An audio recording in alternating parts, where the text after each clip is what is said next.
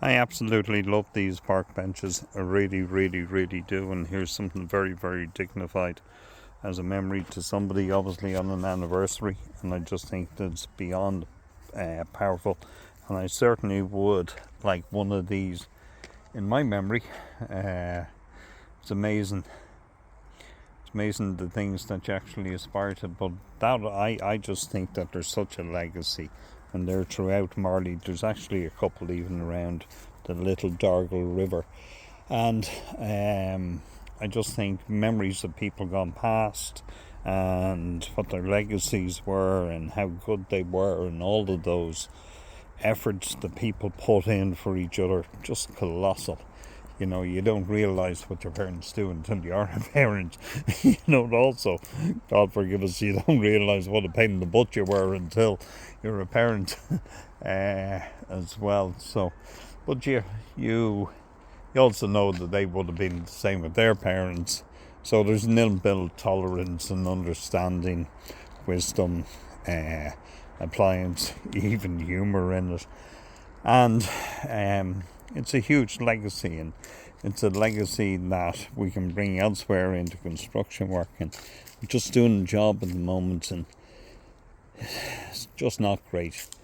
The contractor's the top guy, good guy, but he's too reliant upon his foreman, and his foreman just is a short-termism guy and getting things done, and he's doing things wrong and he's hoping to get away from it, and the contractor's too busy on other projects, and other projects have more money, and it's just slipping away in them. And it's about legacy, and it's also about the cost of going back and restoring things and redoing work and losing faith in people, and it's just costing time and effort. And the contractor would be far better off with less projects and higher value, and he can certainly do it. Quite an extraordinary man. He's got one of the thickest Irish accents I've ever heard in my life. He's a gas man, but he's an extremely decent guy. And I also know in the long run he won't tolerate the lack of quality work. Also as well, the cost of going back to go and fix something is astonishing. It costs something like 10 times, 8 times the amount of money that it would to do it right, to go back and to mobilise, because of the opportunity cost of money, the logistics, the damaged reputation, the cost of the relationship, the cost of the culture, the cost of the conflict within the organisation, all because it wasn't done right. And for me, huge amount of this comes down to the personal relationship in residential work. Everything can be outsourced bar that.